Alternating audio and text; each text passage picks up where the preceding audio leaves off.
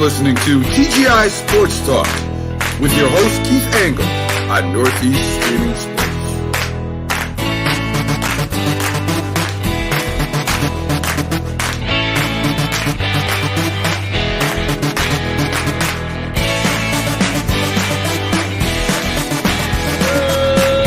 Good morning, everybody.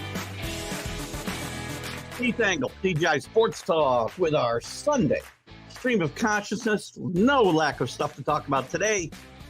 We got the NFL with the Championship Sunday. We'll look at last week's games and some of the fallout from those games. Coaching decisions around the league. Quarterback decisions to be made around the league. We'll have Jim Biringer in around 9 o'clock to catch us up on the NHL, power rankings, and some other things going on there. Can't read my own writing. Bruins on a record run over there, I guess, is one of the things we'll be talking about.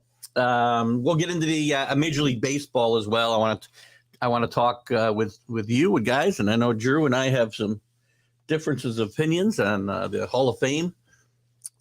Congratulations to Scott Rolen for getting in. And we'll look at that. Some other guys that are on the verge, Jeff Kent, all done.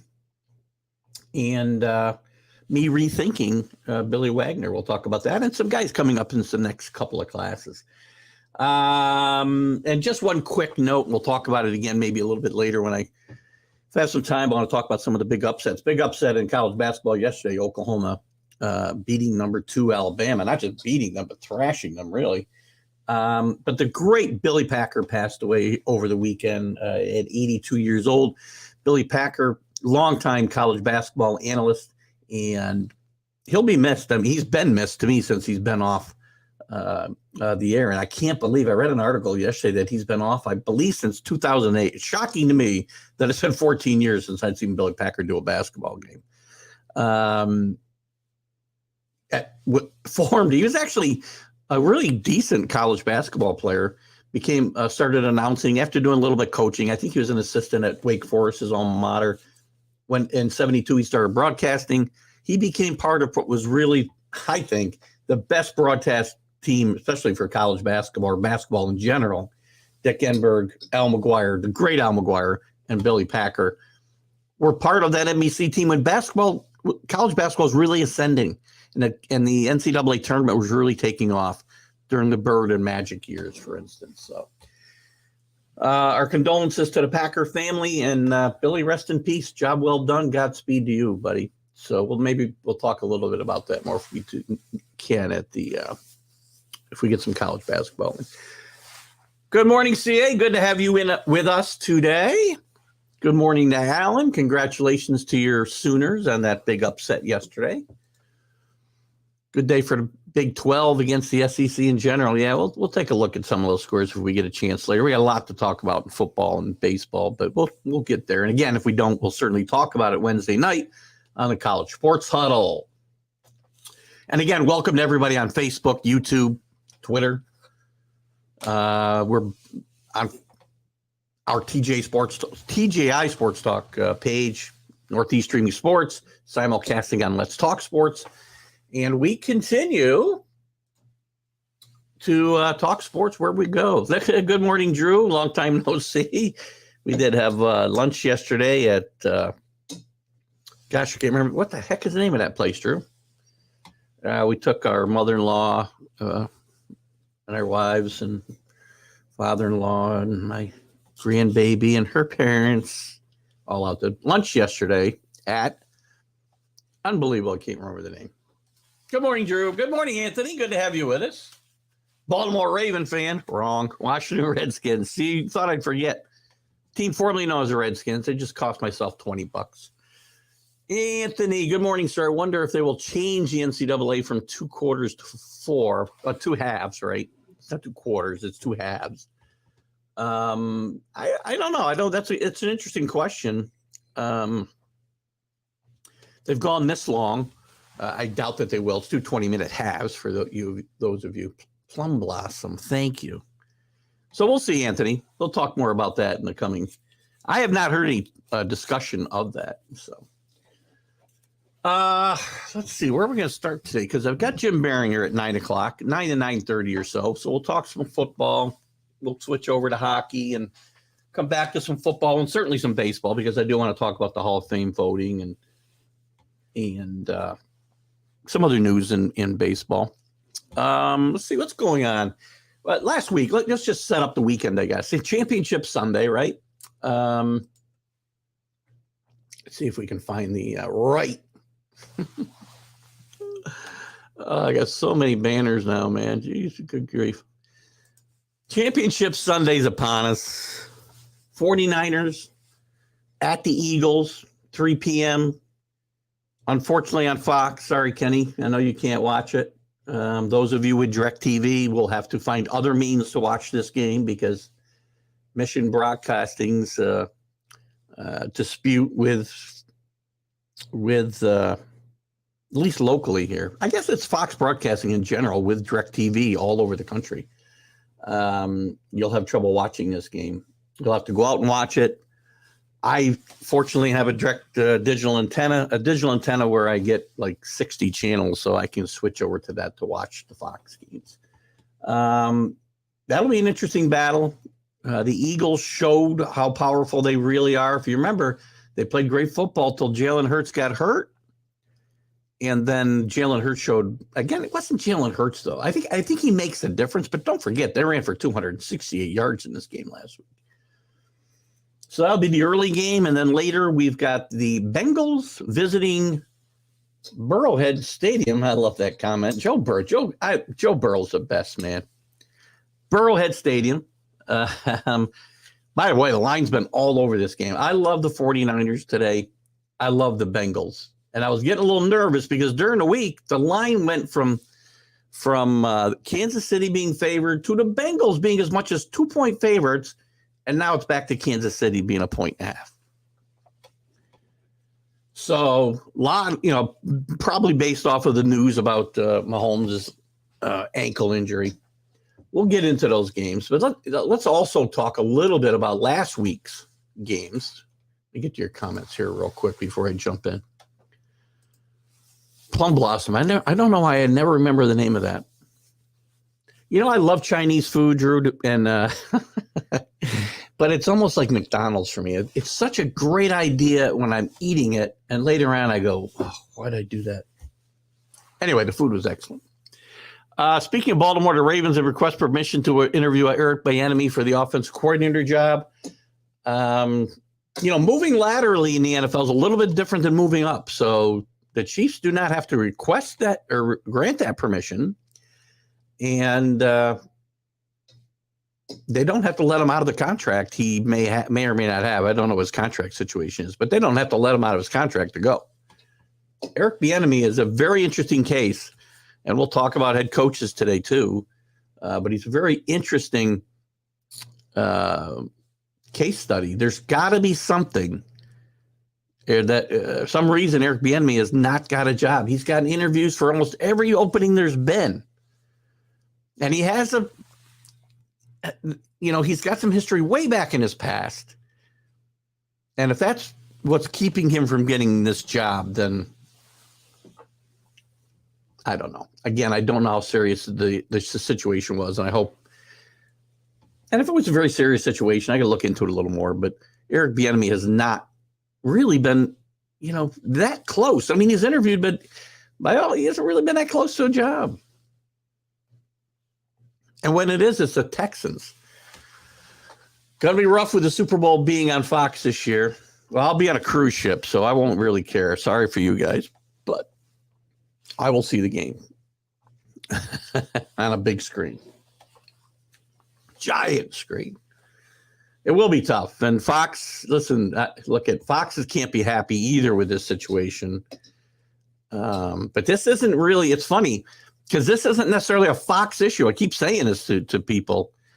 You got to understand the issues here.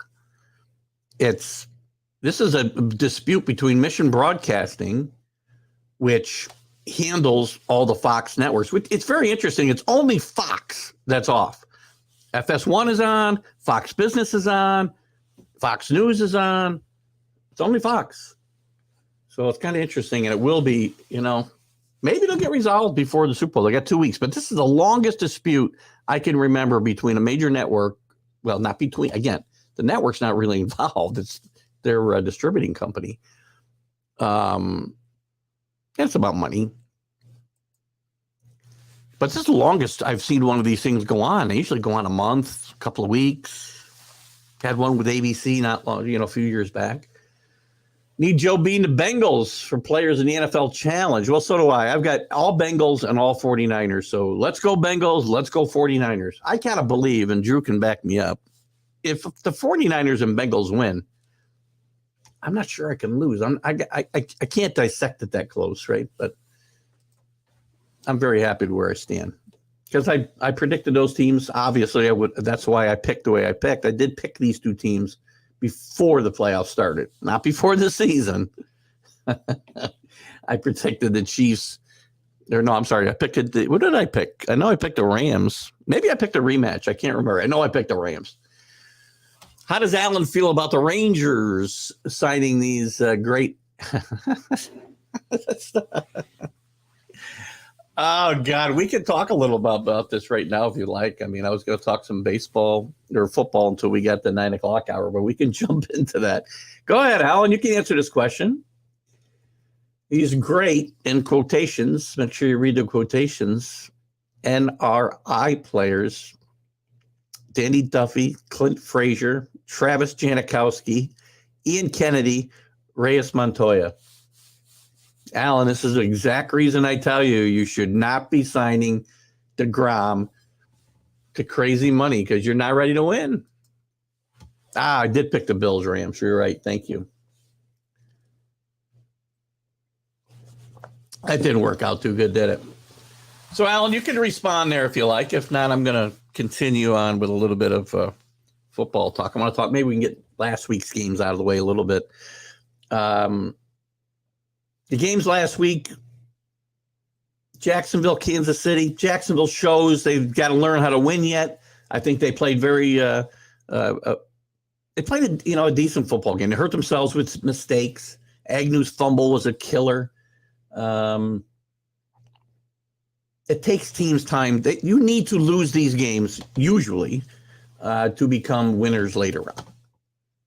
And I think Jacksonville certainly, their trajectory is very good. I think it's very possible with some more additions at wide receiver and whatnot, they'll be one of the strongest teams in the AFC next year. Very possible. And Kansas City showed why, as I said early in the year, or before the year, quite frankly, when Tyreek Hill got traded, that Tyreek Hill isn't what made, everybody thought the Chiefs were going to take this big step back. And I don't like the Chiefs today, and not just because Mahomes is hurt. I didn't think they'd take a step back. I said their demise was greatly exaggerated, to paraphrase Mark Twain, because it's Travis Kelce that makes that offense go. And you saw that. And Chad Henne steps in with a big drive. Championship caliber teams, that's what they do. They put Jacksonville to the test. Let's see. I'll get to your questions there. John Gonzalez. These two games are a toss-up. I got the Eagles and the Bengals in two close games, perhaps overtime. I like both games close too, John. And welcome, John Gonzalez from the Sports Authorities, by the way, guys. I've mentioned this before. John runs one of the best groups out there. We spotlighted him several times on the college football huddle and some other places. I try to make those little announcements at the top. Get out there and like the Sports Authorities. If you like sports, John posts some great stuff, contemporary stuff, and really good nostalgic stuff as well. John's a great admin of that Sports Authorities group. So please go there and join and like it and share it with your friends, as well as Northeast Streaming Sports, and as well as TGI Sports Talk, and as well as Let's Talk Sports. Kneecap biting with Jeremy B. Smoking Jeremy B. Good morning. Always good to see a new face with us. I'm going to guess you're a Lions fan. Jeremy, awesome to have you with us. Good step forward for your Lions this year, I think. You also picked the name redacted to win the East. I know that. You keep throwing that in my face. As well you should, by the way. That was a team formerly known as the Redskins, for those of you tuning in late. What else in the other games last week that are of note? The Bills, listen, already the people are talking about the Bills' windows of opportunities closing. I don't know. Listen, Josh Allen stole one of the top 3 quarterbacks in football. Didn't play well Sunday. Had some issues down the stretch. Kind of turned the ball over and regressed a little bit. Maybe that's got something to do with his offensive coordinator, his quarterback coach being in New York. Or New Jersey, sorry. But the Bengals were a better team. They punched. I said this on some shows Friday. The Bengals punched the Bills in the face, and the Bills never punched back. They ran a ball down their throat. Joe Burrow with no offensive line, but he's used to that. Said that before the game last week, right? I told you guys I was betting them +6, by the way. I thought I was going to get him at like 4.5. I got him at +6. It's a no-brainer. And they manhandled the Bills. The game wasn't as close as what the final score was. What do we got here? Oh, there. How do I put that up again? You're welcome, John. Appreciate your kind words as well, and the fact that you let me share not just the shows, but the promos so that we can get new people in these shows. So it's great to have you as one in our corner, John, and keep up the great work there. I think Cat Biting was smoking Joe Jeremy. I can't read the whole name every time, buddy. Funny but true. One team, any team that beats the Bills in the last 3 seasons, they have lost the next round. Interesting. Is that actually true? Oh, Kansas City beat them last year, right? Kansas City beat them the year before? Nope, that was the Browns. So who was it? Was it Kansas? Who beat him that third year? Who beat him that third year? So I've got, and I think I'm right, Kansas City last year, Browns the year before. Interesting. Bengals dominated the Bills on both sides of the line. I agree. That's why I say they punched them out, and the Bills had no answer. You know, the whole DeMar Hamlin thing, and it was great. I mean, it's a great story. It's great that he's back, and this thing didn't turn into a worse tragedy than what it was. But I really think there's an effect where they had a big boost and a big high, like take an energy drink is how I described it the other day.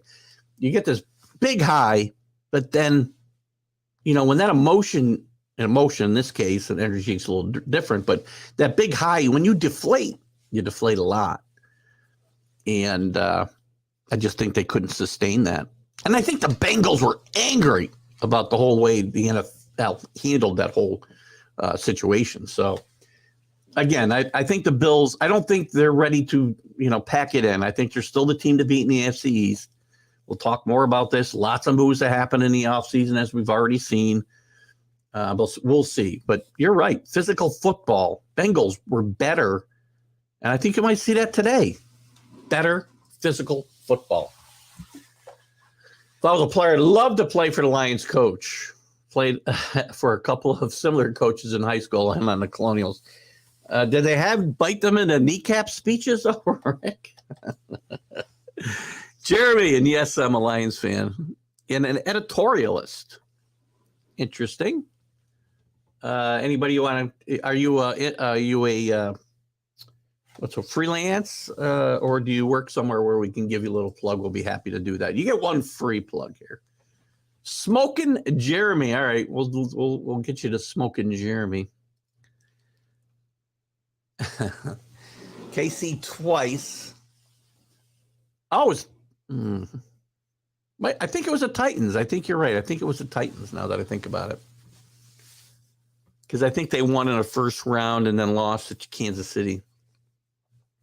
Losing Von Miller hurt the Bills for sure. We did see that last weekend. And, a lot of people wondered about how much effect he would have. And I think he had a lot of effect, obviously, in that defense. He played more than people thought he might play. And obviously when he was out, look at just taking, and I know there are people who watch this show who will go on nameless, Mad New Yorker, sorry, that think leadership doesn't matter. Leadership always matters. When you lose a leader like Von Miller on the field, it affects everything that you do. Texans, Colts, Chiefs. Colts? Sure wasn't. Oh, no, you're right. No, I could have swore it was the Browns one year. Well, I'll take your word for it. It's hard for me to believe by the way the Texans were in the playoffs as recently as 2019. I guess the unnamed criminal, as he will be named on this show, pervert, we can call him whatever you want, was still playing it at a high level then. They weren't too happy having to play the Ravens again and felt disrespected. Oh, I agree. Listen, I think all season the Bengals felt like people thought last year was a fluke, them getting to the Super Bowl. I think Joe Burrow was undervalued as one of the best quarterbacks. He's in that top 3. You can rank him any way you want, and Joe Burrow might be the best. He'll be the best quarterback on the field this weekend, I can tell you that, especially with Mahomes' injury. But you're right, disrespected, then angry because they did the right thing, all the right things. They did all the right things, and so did the Bills after the Damar Hamlin situation. And as I've said, no good deed ever goes unpunished. So this is a perfect example of it. And I think the Bengals are carrying that anger over, and that's why I like them again today. I am happy I'm getting points, even though it's a 1.5, because as John Gonzalez pointed out, I do think these will be very close games. Both games could go to overtime. Both games could be a field goal game. Got to decide. I can make 4 wagers today at what I normally wager in the cigar box. So I'm debating the over-unders. I really don't like betting a team and the over-under because it makes it hard, especially when we're talking about the over. I don't like rooting for both teams when I got money on one. The loss to the Texans. Everybody forgets the Texans because the franchise is like nowhere now. They could not play next year. Would anybody even notice? Poor bastards. Wild card round. Like it when our new guys come in, Smoke and Jeremy, and contribute right away. Great job. Colts in 2020 had a Phillips Rivers at quarterback, and I believe they were a wild card team. They were a wild card team. Gosh, they might have won a division, though. That division was pretty bad. Might have won a division. There's Waldo. Good morning, Billy. Go Jets. I think the Jets are significant underdogs today, Bill. So I would put a lot of money on them if I were you. In fact, I'll take your money. The only wager I'll accept is the Jets will not win today. That'll be my side of the bet. Since he's been talking a lot of trash, you can say that because listen, Joe Cool, man, I like him, but he backs it up. He doesn't. A lot of times, guys like that irritate the crap out of me. But Joe Burrow, for some reason, I like a lot, and I think he's the better quarterback in this game. And the Bengals, by the way, let's not forget. You know why the Bengals are talking trash, Jeremy? Because they've been disrespected, as CA, I think, said, all year. And again, maybe some of it's manufactured because the selling of the championship game tickets in Atlanta, they had to start selling tickets, right? Because you got to get people in those seats. So anyway, look at Tom Brady made a living of manufacturing slights to motivate himself. And if the Bengals are doing that now, then God bless them. But you're probably right. I mean, there could be a revenge factor for Kansas City. I just think Cincinnati's the better team right now. Eagles have the best offensive line, and they also have one of the best defenses. 70 sacks, by the way. So he talks about that offensive line neutralizing Bosa and the Niners defensive front. Look at this these are in the trenches. At front seven, these teams are both fabulous. Fabulous.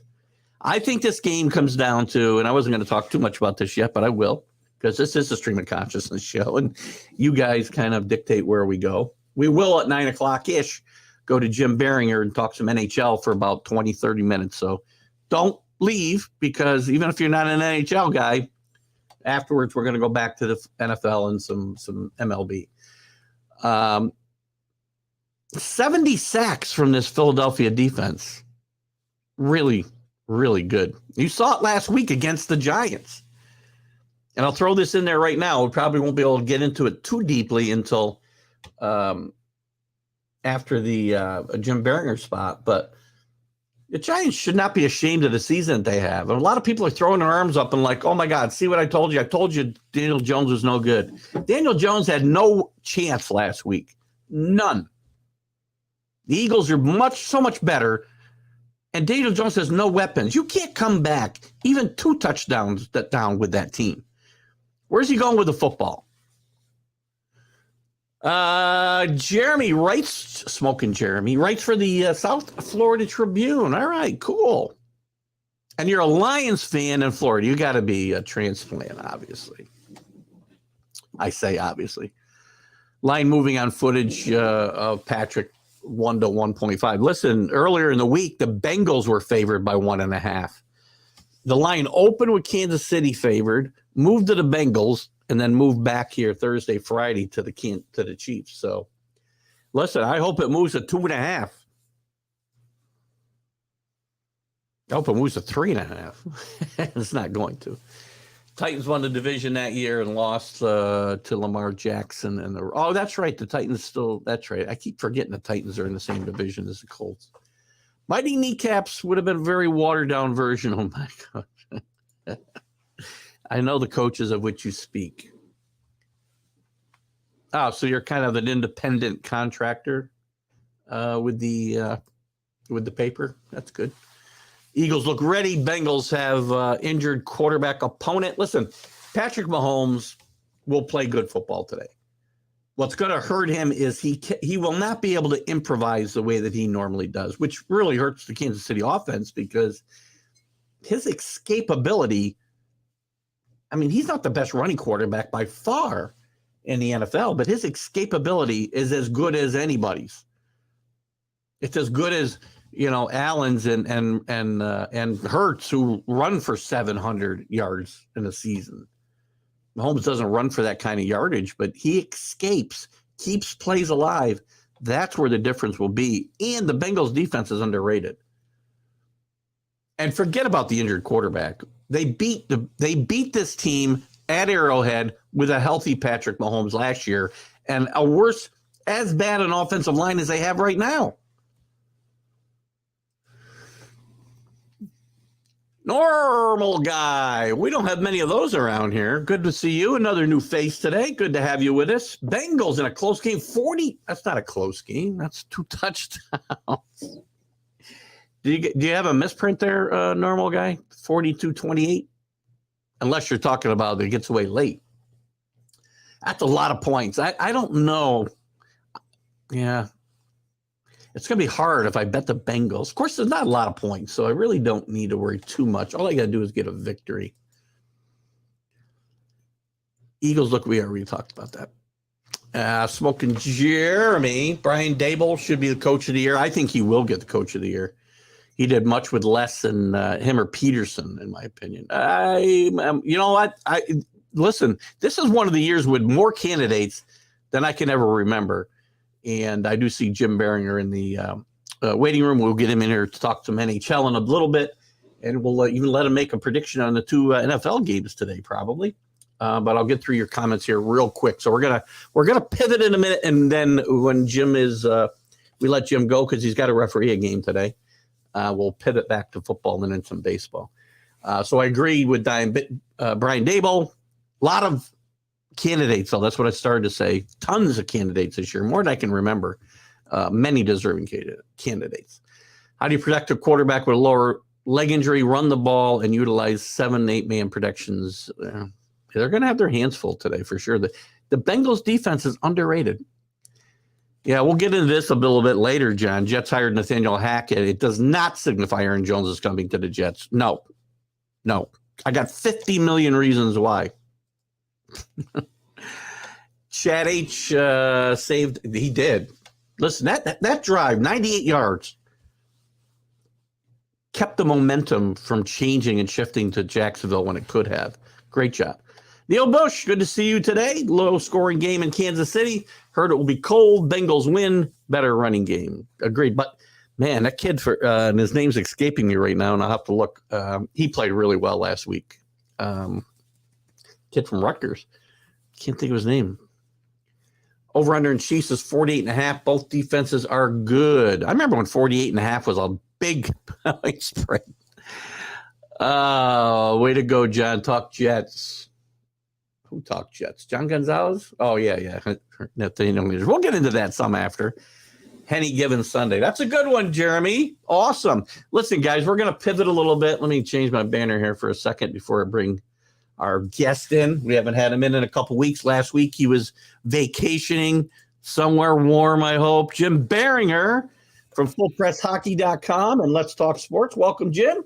What's going on? How are we doing today? Oh, awesome. It's a big Sunday. It is a big Sunday. Football Sunday, championship Sunday. I love it. Hockey, we got to catch up on the hockey, but I'll give you a couple minutes here to give me your picks in this game. As I've said already, I like the Bengals and the 49ers today. I like both the road teams and both the dogs. I mean, I can't go wrong with those picks. I'm hoping for Cincinnati 49ers Super Bowl. I just think Joe Burrow is just Joe Cool on the road. He knows how to beat that team in Arrowhead. Knows how to beat Patrick Mahomes. That offense is clicking. And the way they designed their schemes last week against Buffalo, you're going to see the same schemes this week too, how they get the ball out of his hands so quickly. And I like San Francisco, man. Brock Purdy, getting it done. That two best defenses, that one's going to be a hard-hitting, low-scoring affair. John Gonzalez says, good morning, Jimmy. What's up? John's one of our favorites. Good morning from Rick Sherlock and the ringmaster, Bill Pulver. I don't know if Bill Pulver's been for one of your segments in a while. I don't know. We have to get Winnipeg in here somewhere. Jesus, good grief. Yeah, they're playing well. I mean, the Jets are playing well. Had a bad loss on Saturday night to the Flyers, but Winnipeg's hanging strong in that Central Division. I think he just roots for any team that has Jets as their nickname. So that's all it is. Let's start. I mean, in your power rankings, and I would think everybody's power rankings all over the country, it's got to be the Boston Bruins. We're on a pace to set a record. No? No, they're number one. They're number one. Everybody has number one Boston Bruins. Everybody does. Didn't I say number one? You did, but you thought I was finger saying no. I meant I was putting the finger. Okay, I got you. I saw a waggle there, and I thought, if I get that from my wife, I know I did something wrong. So. Yeah. Is this team as good as it looks? Are they going to set records this year? I mean, they're setting records right now. Fastest team to 80 points. Their home record is ridiculous. Road record is just as good. I mean, when you have two losses at home, look, the beginning of the year we talked about it, right? It was like survive, weather the storm, get through the injuries, and I'd see where it's at. Just be good enough to stay close and then explode. They just decide, no, we're just going to go out and beat everybody. I mean, they suffered the first time this year. They suffered Saturday night, back-to-back losses for the first time all year. Very rare for the Bruins. Mm-hmm. But they're playing well. 4 lines. They have depth scoring. They have depth defensemen.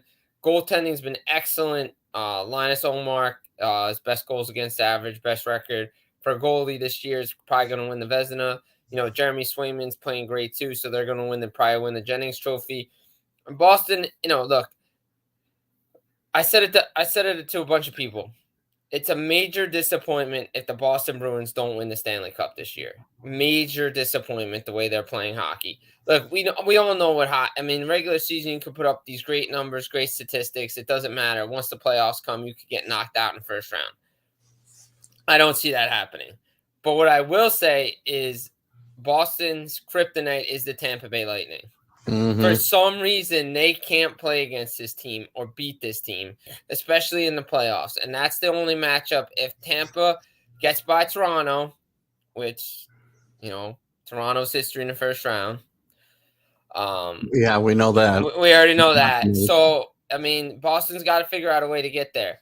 But I like what they're doing.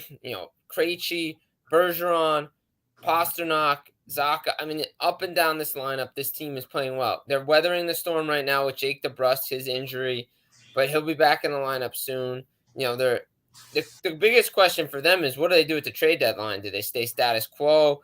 Do they add some depth? I mean, or do you really want to change what's going on in this locker room right now because they're playing really well? What do we hear? I mean, what are the rumbling? The trade deadline is when? March 3rd. March. So we still got a little ways yet. I mean, are there major are there things that you'd be surprised at if they didn't happen at the trade deadline? Yeah, I would be. I mean, go check out NHLrumors.com. I wrote an article about the Vancouver Canucks. Mm-hmm. They need to be active this deadline. If they're not, it's a complete failure of this organization. Last year, JT Miller was supposed to be traded. He wasn't. He signs the extension. All the turmoil that goes on in Vancouver right now, Bo Horvat is available. They're going to go back to the table. They're going to talk, but he doesn't want to sign an extension there. You got to trade him. You have Luke Shen. You have Brock Vesser. You have all these pieces that you want to move out. If you really, they really don't have a plan, so they have to come up with a plan. But they're not good enough to make the playoffs. You need to get draft picks and stop signing guys to contracts that don't make sense. I mean, the Andrei Kuzmenko one, 2 years at 5.5 is fine, but the JT Miller contract in the summer didn't make any sense because his trade value was so high. Teams were calling and giving you what they wanted, and you decided, oh, well, he's going to be a part of the future, and Bo Horvat's not. Well, I mean, we talked about the Lightning a little bit. I mean, Lightning just is like the team that will not go away. No, they won't. I mean, they won't. What other? We know Toronto's history. What other? If Boston's going to get beat in the East, who outside of the Lightning is there anybody that you can see that can put a stop to this team's steamroller? No, I don't. Boston's that good. I don't see it happening. I mean, I think Tampa and Boston's going to beat themselves. What did we talk about last year with Tampa? The only team that's going to beat Tampa is Tampa themselves, and they faced a good Colorado team. Look, Boston's really good top to bottom. I really don't see, anyone beating them outside of maybe the Lightning, just because of the matchup. But other than that, I don't really see anybody beating this team because they're really good. So if we look out west, is there a team that will even give them a challenge in the Stanley Cup? I mean, it's so hard because the Western Conference right now, I think everything's so top heavy in the East because you have Boston, Carolina, Jersey, the Rangers are up there. You have the Lightning, Toronto, all those teams, right? Vegas has come back to earth a lot. Their goaltending hasn't been the greatest. Their offense is just not there. Jack Eichel's cooled off. No Mark Stone, the injuries. Dallas is playing well. You have Winnipeg out there. Can they do something? I think the Eastern Conference is probably going to win a Stanley Cup this year. But again, things could change. Edmonton Edmonton's starting to put things together right now in the Pacific to make things interesting there. But it's just, it's so wide open. So basically, we're at a point where the only thing beating the Bruins is the Bruins. Right. It's the Bruins against the field right now. Let's take a look. Because there's really nobody. I mean, we got a bunch of comments here. Let me go through some comments where we jump forward. And I'll start here. Hi from Dan Harris at Let's Talk Sports. right. Dan, good to have you with us this morning. Guys, we talk a lot about Dan Harris. Send him a little quick note. I'm sure he'd be happy to hear from you. And go like and follow Let's Talk Sports on YouTube. Dan does a great job over there. And Jim is certainly one of the big contributors on a lot of the shows as well. So welcome in this morning, Jim. Good to have you. Let's see. We got some other comments from Alan's rooting for a team that can score 4 goals and still find a way to lose. A nerve-wracking looking at you, Pittsburgh. Any comments on the Penguins? There's trouble in paradise in Pittsburgh. If Tristan Jarry can't get healthy and be the number one guy there, Casey DeSmith obviously is not the goaltender of this team. And We talked about it for a while now. Pittsburgh needs depth at that position. Casey dismissed and Tristan Jari just isn't the answer. They need to find other pieces too, depth pieces outside of Sidney Crosby and Malkin and all those guys. And again, I know it's easy to pick on the Malkin and the Letang contracts and stuff, but the Penguins needed to make a decision and move on from one of them in the offseason. They didn't need to sign both. And again, they're going back down we want to bring the band back together. We want to keep everybody together, but you didn't need to pay those guys. You should have been able to be like, look, you guys done what you done. Let's take team-friendly contracts here, and we can keep this thing going. But they're all older. You could see, again, the biggest question was, when was Boston, Washington, Pittsburgh going to slow down? The two biggest question marks were Pittsburgh and Washington, and they're both right there, but the Sabres are charging. I mean, it could be one or both miss the playoffs this year. I would not be surprised if either one, but Sabres are a nice, we talked about it a few weeks ago, I think a nice turnaround story along with your Devils this year in the NHL for sure. Yeah, I mean, three of the best storylines right now going is New Jersey, Buffalo, and Seattle. What they're all doing. New Jersey, the never quit mentality, keep fighting. Jack Hughes, all-star, 33 goals, going to be the team's first 50-goal, 100-point getter in team history. What they're doing, the goaltending, Vanacek, Tom Fitzgerald continues to look good. Making these depth moves for nothing. He's going to continue to look for a top six winger, but he wants it to be a controllable asset. In Buffalo, they had the great start, and middle finish wasn't the greatest, but again, they're finding ways now to win hockey games. Yeah, they had a tough loss in Minnesota, but they're staying close now instead of getting steamrolled. And obviously Seattle, with the turnaround that they've had after a disappointing first year, they've had depth scoring. Andre Burakovsky, Matty Beniers, the goaltending has been great. Top to bottom, they're just a well-oiled machine this year, and it's good to see that. It's one of our newer viewers, Smoking Jeremy here, because I can't read his whole name anymore. It's just too long for me. With a general comment, and he's right. Anyone who thinks hockey's boring from watching it on TV, there's no better in-person sport than hockey, in my mind. You got to watch it in person to really fall in love with the sport. Absolutely. You have to be in person and watch a game. It is definitely, a little challenging on TV at times, but if you understand what's going on after you've been there in person, it's a great sport to watch. Yeah, I would, and we get some great local hockey up here we've had it for years with the River Rats, the Devils, for a long time, one of the Devils farm teams. Plus we have Union and RPI up here in college, they've often got very competitive teams. Union's won national championships. So is RPI for that matter. So get out, watch it. Billy wants to know if Boston is the Buffalo Bills. I don't think they are. No, I don't think so. I think that's Toronto. I think that's the Maple Leafs. That's a better comparison, probably, right? Not just geographically, but yeah, I know they're close by, but yeah, I mean, Toronto struggles in the first round. Bills can't seem to get out of the divisional round, so yeah. CA wants to talk about the Stars a little bit. He's down in that. He wants the Stars to add a few here at the playoff. The trade deadline, like Mayfield from the Islanders. Oh, he likes Mayfield from the Islanders.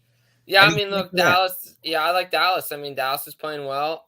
Rupe Hintz, Joe Pavelski, that top line, Gurianov, Sagan, and Ben all playing well. I definitely think they want to add a top forward for sure. Add a little bit more scoring to this team. Their goaltending has been excellent with Jake Ottinger. Their defense is, unreal too. As far as the Islanders go, I mean, look, they got. Sellers? I don't know. I mean, they're right there. They're right on the outside looking in. Again, it's all going to be what Lou wants to do and how he feels this team what he feels this team needs to do. He's been taking a lot of heat lately. Their offense is, not great. Outside of the 2 wins in a row, they weren't playing really well before that. Took a lot of slack. Again, I said it. They never really addressed the issue of scoring. And when his teams went to back-to-back conference finals, that was the time to start adding or retooling a little bit. He continues to bring in his guys. They're older guys he's drafted or guys he's liked. That can't work in a salary cap era. You can't have an internal salary cap and operate and expect to win games. Your defense and goaltending can only carry you so far. You have to score goals in this league. And the Islanders are just not doing it right now. Yeah, they won back-to-back games, but the break is coming. Everybody's on their bye weeks, and it's just we're gonna see what happens because he doesn't have a contract. It's gonna be interesting to see if it's renewed. But Lou has to make this team more competitive. It feels like he's tried to recreate his success with the Devils, and the league has changed, and you can't win that way anymore. No, you can't win that way. I saw it after 2012, after they went to the Stanley Cup final. He's like, okay, well, we got the Stanley Cup final. I really don't have to do much. Maybe add a couple pieces that can get us there again. But they got lucky in that run, and things fell their way. But with the Islanders, same thing. You have to look to add. You got to keep the look to change. So, look, the Islanders are in a tough situation right now. Smoking Jeremy, excuse me, with a comment about the Red Wings potentially getting Bertuzzi and then trade him away. Excellent talent, but cannot stay on the ice. Any comment there? I know he's the free agent, so they're going to be – we'll see. Again, Detroit's probably a seller this year, even though they're only 7 points out of the final wild card spot. They got a lot of teams to jump. Not playing the greatest. I think Bertuzzi's a guy that they're probably going to try to move. Dylan Larkin's still unsigned. Yeah. They have to sign him. They can't make a mistake letting him go. He's such a talent. So, Detroit's got a lot of options. Teams are probably going to be calling Stevie Yzerman. He knows how to make that hockey trade. He makes that trade that nobody expects to come. So, Detroit to me is a little bit away, but I think they have some pieces teams would like. Agreed. A general comment here that's not it. Rick Sherlock, Jim, does the refereeing ever get ugly for you? Sometimes, yeah. Sometimes there's fights. Yeah. Well, got to break it up. Yeah. Sometimes you just let them go, right? I guess it depends on the game. CA talking about the top four in the Western Conference match up well against the top four in the East, other than maybe the Bruins, as we've already talked about. Yeah, I mean, the Devils beat Vegas already this year. They beat LA. They lost to Seattle in overtime. They just beat Dallas. I think the top four in the East are a little bit better than the top four in the West right now. Yeah. Billy talks about the NHL playoffs lasting like 3 months. They ought to get longer. The NBA and the NHL their playoffs are pretty soon will be as long as the regular seasons, but. The playoffs are great. That's why I think Gary's so hesitant to expand it because it's so long, but B, there's, everything, with the NBA going on with the load management and everything. I know he's not addressed it and the tanking and everything, but I think that's a big reason why he doesn't want to expand the playoffs because, again, the load management that's in the NBA, there's already talk. Not that there's talk, but, the Bruins, how well they're playing, they have an older roster. Does Bergeron sit out? It's not the mentality of a hockey player to sit out. But if there's like a road trip, you want to play back-to-back, to stay home a little bit, maybe just rest that nagging injury before the playoffs. Maybe that's something that comes up. Austin Matthews got a knee sprain. He probably didn't want to go to the All-Star game, so he's like, just shut me down for a little bit. But again, it's not the mentality of hockey players to take time off. They play through anything. Great. We talked about Buffalo's resurgence. It would be a shame, I guess, if they have a great year and then they got to match up with the Bruins in the first round. But that's the way the playoffs work. Sometimes if you're the worst team, you get the best team, and Boston and Buffalo always play great games, so the series will probably be really good if they get there. But Boston to me is the best team right now, and it's Boston versus the field.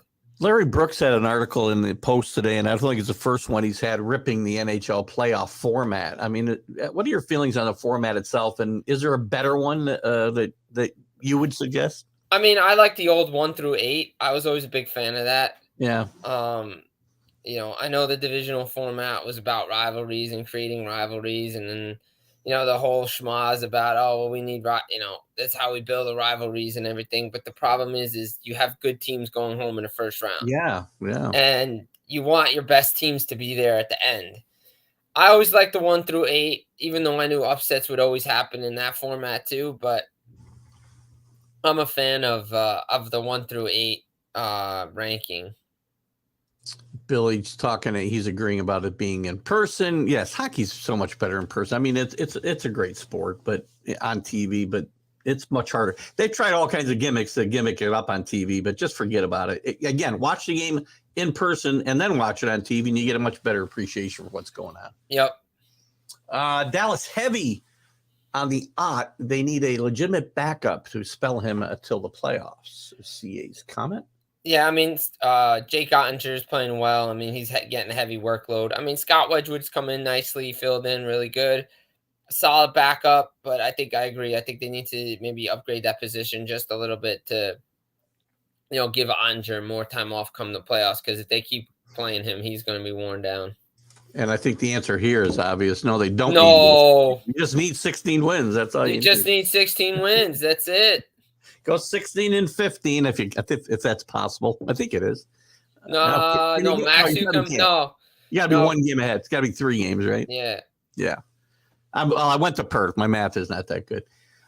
So a lot of comments today. Great job, guys, with the comments and the questions. Good job. Jim, what else should we know about what's going on in the NHL before we speak again? Well, the All-Star break is next week. Next weekend, right? Is the All-Star break. The bye weeks are coming in now for the NHL. There's not a lot of games over these next 2 weeks because teams are on byes. Everybody's heading south, or maybe the family trips, or they're going to skiing someplace. But everybody's trying to get warm. And while some players will enjoy going to South Florida for the NHL All-Star game this year. Just for me, one of my pet peeves is with the skills competition. Stop trying to overthink this stuff and just keep it simple when it comes to the skills competition. I understand they're trying to, it's about the fans and it's about all that stuff and everything. But like some of the events is just like, all right, it's like, all right, we don't need to do like these dunk, like this, like hit the puck, try to dunk somebody. It's like, I'm so used to accuracy, hardest shot, breakaway challenge, fastest skater, like elimination shootout. I'm like, that's about it. That's all I need. It's just fun. But again, there's still a lot of time to the trade deadline, which is at a Friday. Yeah. There's so many rumors out there right now, more than in years past. It's just something you got to keep your ear to, because maybe there'll be a trade or two beforehand. Well, we'll get you on next week if you're available, because I'll be somewhere warm for the next 2 Sundays, and I'll probably do something quickly. I'll do show quickly, but it's hard to get guests on. So then we'll be able to catch up. I'll be back on the 20. The next time I'll be able to have you on after next week would be like the 20, I don't know, whatever it is, 29th or 20, no, when am I back? 24th, so whatever that Sunday is following that. And Billy wants you to know you're 100% right, as he's been testing you today. So I'm sure that makes you happy. The questions aren't very hard, though, it seems right now. Well, there's a good question, I guess, before we wrap up today. Do you feel anybody was snubbed for the All-Star team? Not really. I don't really get upset about snubs anymore, about All-Star teams. I mean, the thing with snubs, if you're going to say this guy belongs, then you got to take somebody off. That's the thing. Right. Well, the thing is like with the All-Star game, if it's going to be a true All-Star game, I understand, like, again, as I said, it's not about me. It's not about, regular hockey fans. It's about growing the game and casual fan. And I just hate this one player per team thing. Like, I really do. Like, you have to select one player. If it's a true All-Star game, then have the best players there. It doesn't matter if the best player is, if it's all from Boston and Tampa, or there's a couple guys here and there, fine. But I understand if fans go, they want to see their guy there. So I really don't get upset about snubs, because everybody was talking about snubs after the NHL announced everything, but then the fans voted the guys in anyway. So it's like, okay, what am I getting upset about? Agreed. Well, Jim, as always, thank you for coming in with your update. And guys, thanks for bringing in the comments and the questions today. You guys were really, really good. Jim, we'll have you, if you're available next week, let's get together, because again, it'll be 3 weeks where you get a chance to catch up with you again. So let's do that. And I'll say go 49ers and Bengals. You can say something else if you like. Yeah, I'll go 49ers and Bengals. Let's go. Let's Right. go, baby. Let's go. No, but thanks for having me in. Always a pleasure to do this for you guys. Talk some hockey. Comments were great today. So hopefully we can keep it going. Guys, go subscribe to fullpresshockey.com. Great articles by Jim and everybody else there. Good stuff. Thanks, Jim. Well, have a great Sunday. Hey, you too. Thanks for having me. Always a pleasure. All right. Bye-bye. Bye. The great Jim Biringer from fullpresshockey.com, as I said, and Let's Talk Sports. He does a lot of stuff for Dan Harris's. And again, good morning to Dan, if you're still here with us. Great job by Jim. Let's jump back into some NFL talk. I'm just going to put up my general NFL news and notes because we're going to talk. We can talk more about the games. I want to talk coaches. I want to talk quarterbacks. And then we'll get into some baseball after that. So we've talked already. Let's back up because we were talking about last week's game, and I think I ended before I got to Jim talking about the Giants and Eagles. Giants fans, get used to the fact that you need Daniel Jones re-signed. You got problem with your cap. You got to re-sign Saquon and Jones, and if you've got a choice to make, it's Daniel Jones. Don't tell me how bad he played against the Eagles. He has nothing to work with. His offensive line is not that good. It's better, but it's not that good. And he has nobody to go to the ball, throw the ball to. So Daniel Jones has shown this year. I went through this again, and I'll go through it again for you guys if I have to today. I went through this on Friday's show. I went through it a couple of different times. I cannot come up with 10 quarterbacks I'd rather have than Daniel Jones on my team. I'd rather have more than Mac Jones right now. Daniel Jones has played very good football this year. He's progressed very well the last 4 years. Now, the Giants want to keep his contract in, reasonable, but as I say in every sport, there's one dumb owner that's going to give him a bunch of years and a bunch of money. So don't be surprised, when he's making $30 million a year next year. Or you start over, which is kind of stupid when you think about it. Well, let's see what we got here. Spotty connection issues on Cree. Yeah, I sometimes see. I don't know. I don't think you were with us when I've always, tried to do. I'll do short shows, and they're not always. Just so you guys know, and I'll talk more about it during my shows leading up to next Sunday or the Wednesday before. Let's see, college football show I'll do on the 8th. That'll be the last show I do in the studio. I do try to do my shows. They'll be at different times. I get on when I can get on, and sometimes the connection's good, sometimes it's not. Rick always says it looks good, and when I go back and review it, sorry for the cough because I couldn't get to the button. I go back and I look at it, and it's a little spotty, as you said, but we'll have a great time. And I do love going live, and we'll do as much as we can, and we'll do some of the guest shots that we do too. Danny Dimes is a good quarterback. I am not telling you by any stretch of the imagination that he is, in the elite. But he's better than 3/4 of the quarterbacks in the league today. Now, that may speak to how bad the quarterback position is. And you're going to have a lot of guys looking for quarterbacks. So it's going to be interesting what happens. And, if somebody gets stupid like Carolina, I mean, I don't know really who's got the money to throw around. New Orleans. These are all teams. Your Lions. I mean, here's a good question for you, Smoking Jeremy. Jared Goff had a really good year this year, especially for Jared Goff. But I would say Daniel Jones, Danny Dimes. I know you're not a Giant fan. I find it obnoxious. Not from you, but from Giant fans. Would you rather have Danny Dimes, and I'll say it now, than Jared Goff going forward? I don't know. I would rather have Daniel Jones. And I'm not a Giants fan, guys. There's nobody. Remember, when I have these comments about the Jets and the Giants, like when I do Let's Talk New York Sports with Dan Harris, I'll tell you as I see it. I hate the Giants. Nobody hates the Giants more than me. Never had a problem. It does cost me jewelry. Yes, it's always expensive trip, but it's fun, and I like to take care of my wife. What we got here? I missed one from Smoking Jeremy. Mac Jones, when he was drafted, was the most pro-ready quarterback coming out. Certainly agree with that. The problem was his ceiling was so high. I don't think we've seen his ceiling. The problem with Daniel Jones this year, and I have Mac Jones. The problem with Mac Jones this year, as I see it, was the dysfunction in the coaching staff. Bill Belichick set him up to fail by not having a real offensive coordinator, not having a real quarterback coach. In fact, he had a quarterback coach who he had severe communication issues with.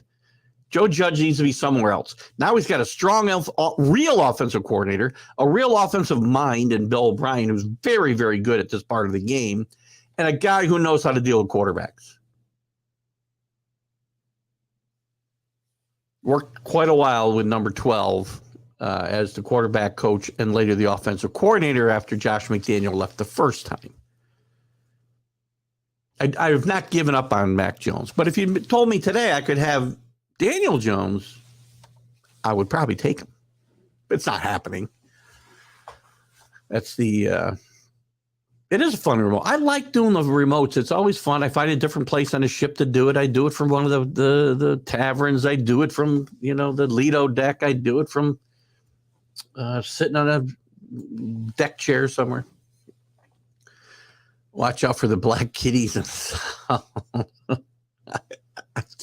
I don't even want to know what you're talking about. Who are you talking about? Maybe I'm just my mind is gone in a bad place here. Panthers? Can you be talking about the Florida Panthers? I don't know what you're talking about. Jeremy, Smoking Jeremy. I said last year that he had a turnaround in year one with Ben Johnson off corner. I would have extended him last offseason. Well, that's the problem. Well, you know what? I really think, that's a good call, but I really think they found themselves probably in the same position that the Giants found themselves in with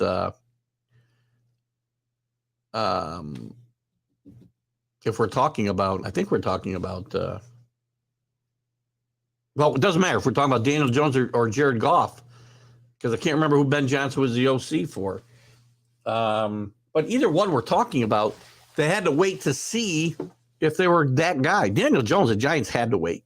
It's not an Aaron Judge situation, right, where the Yankees cost themselves a bunch of money and Aaron Jones bet on himself. The Giants bet against Daniel Jones because they weren't sure. Now it's going to cost them a bunch more money than it would have. He will do much better with Bill O'Brien, and I think his ceiling.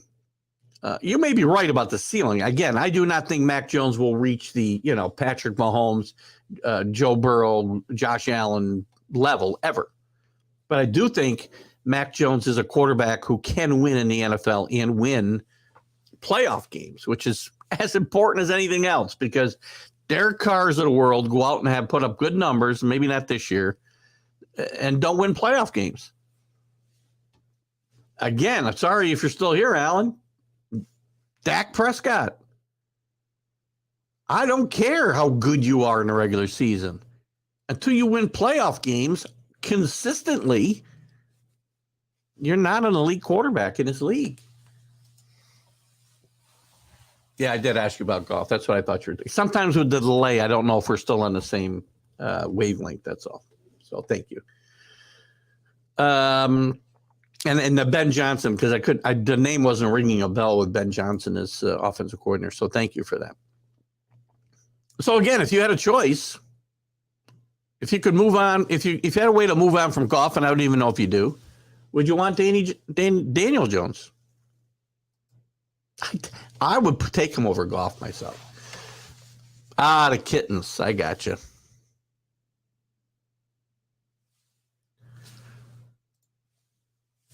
Frank Reich might not be a good coach. The reason Indy fail.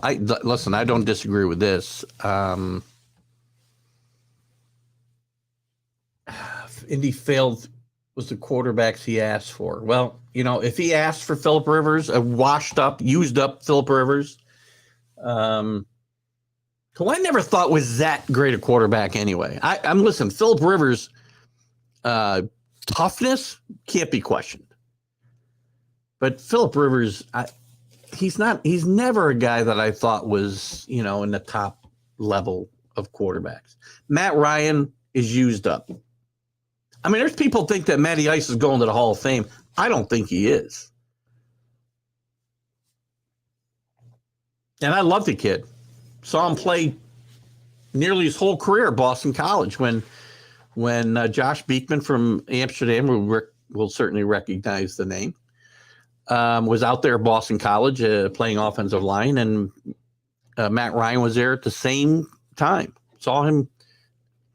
Saw him grow as a quarterback into a number, I think the 5th pick in the draft for the Falcons. A very good quarterback for a long time, but again, a compiler without a great resume, other than the worst collapse in Super Bowl history, and I'll blame the coaching staff more than him. Good morning, Scott Colby. Good to have you with us. I agree. The Patriots need to re-sign Jacoby Myers. Again, we need game breakers. So we need playmakers at some of those skill positions, but that does not mean it has to come at the expense of Jacoby Myers, because you also need guys that move the chains. Jacoby Myers is not flashy, but Jacoby Myers is a guy who gets first downs, makes a tough catch when you need it. He even scored 6 touchdowns this year, which, by the way, is about 3 times his career total. Not totally impressed with Mac Jones yet. I'm not either, Drew, to be clear. I was last year, and he had his moments where he played like a rookie quarterback. And his regression this year was not entirely his fault, or at all his fault. Again, this was Bill Belichick's worst coaching job. He's made a career in New England of winning for a couple of very good reasons. One, Tom Brady was his quarterback. And secondly, he put guys in positions to succeed. Right? And this year he goes against that with his coaching staff, because if you're going to tell me in any way, shape, or form that their best option this year to put both the coaches and Mac Jones in the offense in a position to succeed was to take a defensive-minded, brilliant defensive mind, a rocket science literally, who's got a degree from RPI Engineering School here, and Matt Patricia as your offensive play caller, de facto offensive coordinator without the title, and Joe Judge, the quarterback coach, who's got the people skills of freaking, I don't know, Richard Nixon. Come up with any name you want. It was never going to work. And Mac Jones regressed because of it. And then Bill tried very hard to create his own quarterback controversy that didn't need to happen in midseason. Anyway, what do you got here? But his ragtag mishmash of receivers does not exude confidence, except maybe Myers. Agreed. I agree. As I said, listen, a guy that I do like that they misused all year, and every week I said before the games, they need to find a way to get Kendrick Bourne involved, and every week they failed until late in the season, where a few times he had more touches and they did a better job of getting him in a position to succeed. He's a guy that I would like to see stay as well, but only if you're going to utilize him right, and Bill O'Brien might do that. Aguiar can go. Parker can go. Thornton showed some flashes. The rookie out of Baylor showed some flashes this year. The backfield's good. Rondé Stevenson is going to be an elite back in this league. You watch. And as the season went on, he got more and more involved in the offense. The passing offense. 69 catches, I think he had. Most of them later in the year. Oh, where are we? Got a lot of comments. You guys are on fire with comments tonight. Keep firing tonight. I doubt Sam Darnold is the starting quarterback in Carolina. Scott, I don't disagree with that. Sam Darnold probably, you saw, speaking of ceilings, I mean, he played better last year once he came back, I don't know, the last quarter of the season. Probably helps him getting Frank Reich in there, but I don't know that he'll be the quarterback either. You saw his ceiling in those last 4 games, let's say. I just don't think he's the answer there. I doubt Frank Reich will think so either. So they don't have a quarterback in-house. Careful, Giant fans. Daniel Jones. By the way, a team I left out on Daniel Jones. Don't sleep on the Jets. If I'm the Jets, I got to go kick the tires on Daniel Jones, don't I? Matt Ryan had the biggest win of his career at BC against Notre Dame. Absolutely. You know what? Matty Ryan had a really nice college career. It never until his senior season did I even think he'd be an NFL player, to be honest with you. And that's watching him in person nearly every home game. Or many home games. But he developed nicely under I'm trying to think. I can't remember who the head coach was at that point now. It's slipping my mind. I want to say O'Brien, but that's not right. He's out of coaching now. He left to go to North Carolina State and don't know where he is now. Jeremy B, we cannot move. We really cannot move on this season. It only saves $10 million. We're talking about golf here, I believe. It only saves $10 million in cap. What would the hit be? They only have $17 million in cap space, really.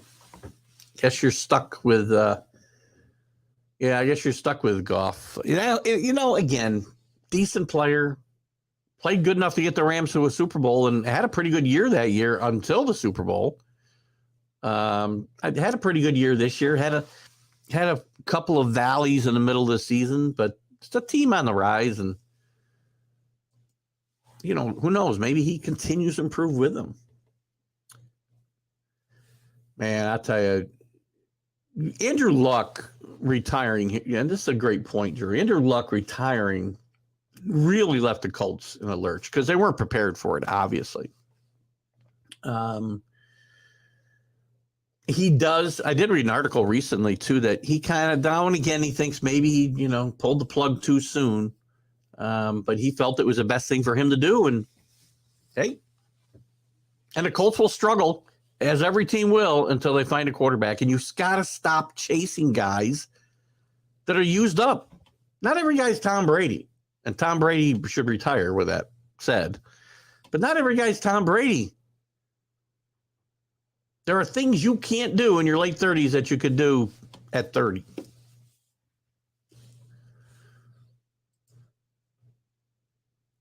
Keith, what do I think about getting DeAndre Hopkins in a trade? I know Belichick loves him. He does. He does love him, and I would love to see DeAndre Hopkins come here. I don't know that Belichick and the Patriots will be willing to give up the draft capital that it'll likely take to get him. The Cardinals are probably going to be starting over. Whether that's with Kyler Murray, who knows? So they'll be looking to move him, and I think get a pretty good price for him. Now, with that said, you're right. Belichick loves him. In fact, there's a video from when the Cardinals played the Patriots this year of them having a love fest, basically. So I guarantee you, if we were somehow to find a way to get DeAndre Hopkins, the Patriots would probably have a tampering charge level against them by some jealous NFL team. Just getting out in front of that, guys. So remember, I said that when it happens. What's my opinion about Mel Kiper? Having the Jets taking wide receivers. You know what? First of all, I don't know where the Giants draft off the top of my head. And Blue City Empire Sports, another new commenter today. Welcome to you. Great to have you with us this morning. If the Giants could find themselves in a position to take Jordan Addison in the draft, I think that would be a very smart move for the Giants. Giants needs wide receivers. I have great hope for Wan'Dale Robinson coming back next year healthy.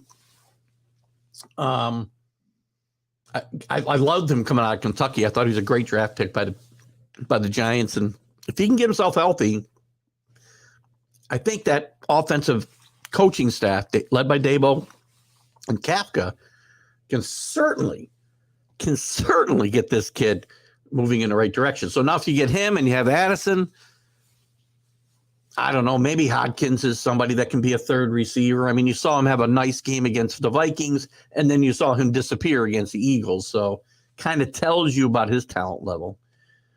You know, they got to find a way to jettison Galladay. I would love to see the Giants get him, but I don't know that he's going to be around when the Giants pick is the problem. Maybe he'll fall that far, but I love the kid. I think he's a great player.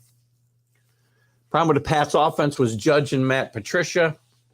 No penalty for spelling here, spoken Jeremy. The rocket scientist that cannot coach his way out of a paper. Listen, Matt Patricia is a really good football coach. He is not a really good offensive play caller. End of story. He's probably, I would not doubt that Matt Patricia is going to be in the front office or an administrative type role next year because Bill O'Brien's actively looking for an offensive line coach. By all accounts, the Patriots are in love with Adrian Clem, who's out at Oregon. Dante Scarnecchia, legendary Patriot coach, offensive line coach much of that time. Loves the kid and has given him great grades. And O'Brien's going to be in charge of hiring these coaches for the offense, and Matt Patricia will not be one of them. College football. What do you got? Throw it at me. It's a stream of consciousness show. Jacoby Myers, backup quarterback for the Patriots in 23. Listen, Jacoby Myers had some good throws. I'm trying to remember if we saw any this year, but Frank Reich will trade for Babe Parilli. It's awesome. Hey, maybe he brings in Brady to Carolina. Where's Tommy going to go? I love the rumors that he's looking for schools in Miami. Well, they live in Miami. Him and Giselle both live in Miami. They share custody of their kids. Where are they going to look for schools? I don't see him going to Miami. I think if Tommy plays, it's with the Raiders or nobody. That's what I think. I really hope he retires because I don't want to see a Wyatt Tittle moment. I really don't. Carolina, the Lions are accepting trades to 6. Just saying, there you go. Listen, quarterbacks coming out of the draft. You need a quarterback, Carolina. Well, they've got, who do they have? They didn't draft one of the kids last year, right? So they don't have anybody. I'm telling you, and I will continue to tell you, Will Levis is the number 1 quarterback in this draft. He may not go first. I think he will. It's possible the Lions pick him, to be honest with you, if they want to potentially get ready to move on from Goff. Indianapolis is rumored to take Levis as well. He could be the first quarterback taken. I think he's going to be better than Stroud and Young. I think Stroud will be better than Young. But it's going to be very interesting what happens there. I did see you meant Carolina. Tom O'Brien, thank you very much. I knew that. I know I had the O'Brien name, right?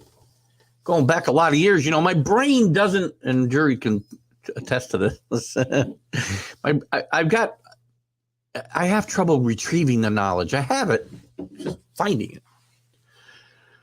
Home golf is really good. Road golf is awful. 23rd at home.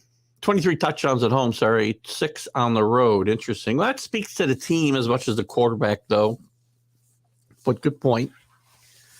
If Cooks and Reynolds didn't drop 3 passes that hit them in the hands, the Rams would have won that Super Bowl. Final score was 10-3.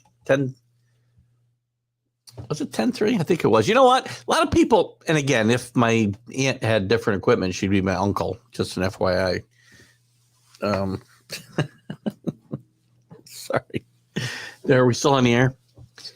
But, you know, a lot of people talk about that Super Bowl, how boring it was. Well, maybe if you're not a Patriot or Rams fan, it was boring. It wasn't boring for me even a little bit. The game hinged on nearly every possession. It could have changed. So those type of games, I don't necessarily find boring. If my team wasn't involved, I probably would feel the same way. Healthy Hopkins is the best. I agree wholeheartedly. You guys are great with the comments here today. As I say, you guys are my co-hosts, and you're doing a tremendous job today. Addison would be an excellent addition for them. We're talking about the Giants, I'm sure. Absolutely. Addison would be a good addition for most NFL teams. I love this kid. He's going to be a star at the next level. Kenny and the King of Cliches. Kenny's missing. Kenny's probably already looking for a place to watch the game at 3 o'clock because he can't get Fox up on the mountain. And I don't know where the Mad New Yorker is today. This is an interesting one. Drew, the Jets fire Mike LaFleur for scoring no touchdowns basically in the last 3 games. The offense really went in the crapper when Hall went down because he was having a great year running back. And if you go back and look, the Jets' downfall, I want to say they were 6-2 when Hall got hurt. I could be off by a game or two. But that's when their fall happened because they couldn't run the ball anymore. And then Mike LaFleur also says, they made a mistake in playing Zach Wilson. So you sat there and you admitted all the mistakes that you made in 2 years. You didn't score any touchdowns in the last 3 games. And then you get fired.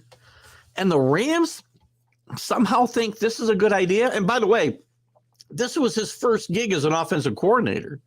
He was a passing game coordinator with the 49ers before the Jets hired him.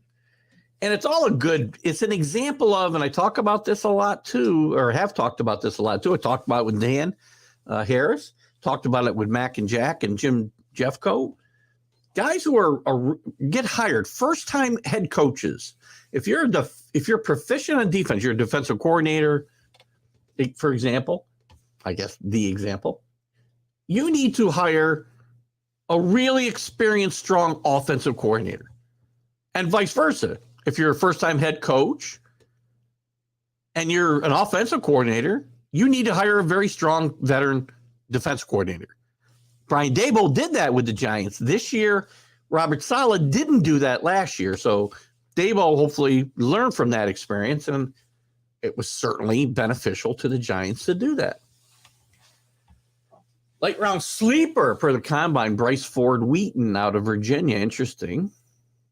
We'll be talking more about the NFL draft both here, and we'll get into it a little bit on the college sports huddle as well on Wednesday nights. Follow that show if you like college sports.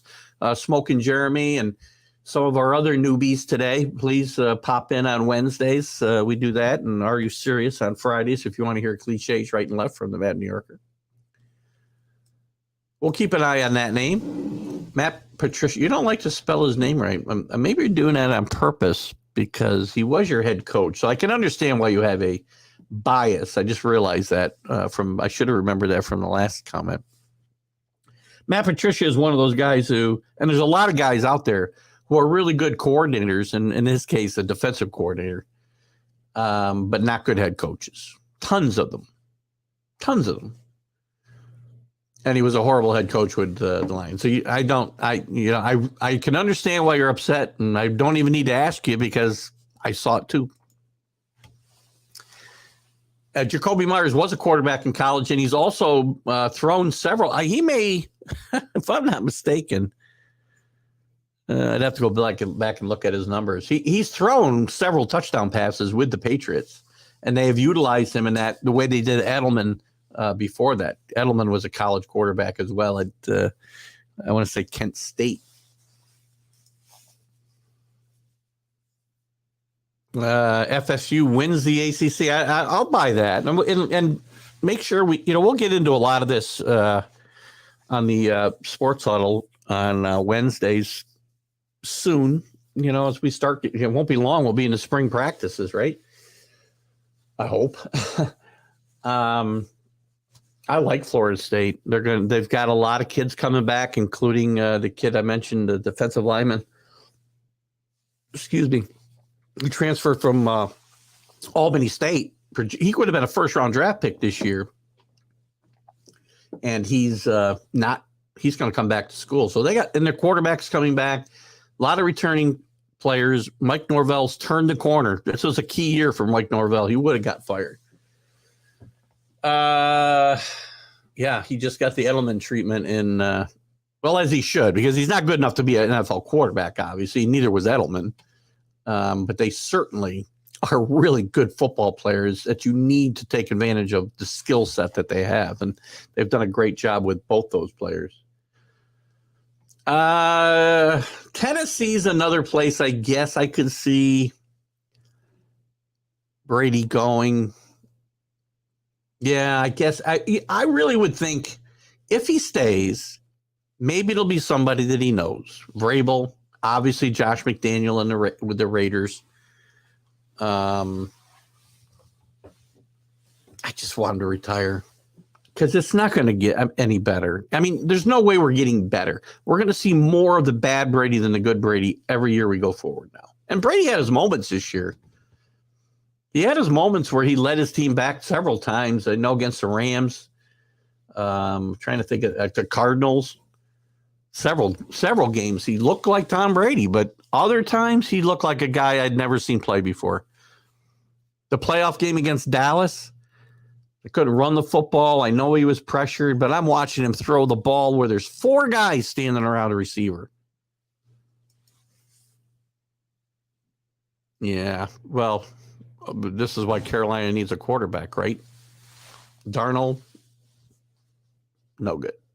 PJ Walker, no good. Billy, good to have you with us today. Thanks for coming in. Go Winnipeg Jets. I guess you can say go Jets because you got Winnipeg to root for yet. Bigger needs on defense, especially defensive tackle and cornerback. Not sure where we're, again, we're talking about your team.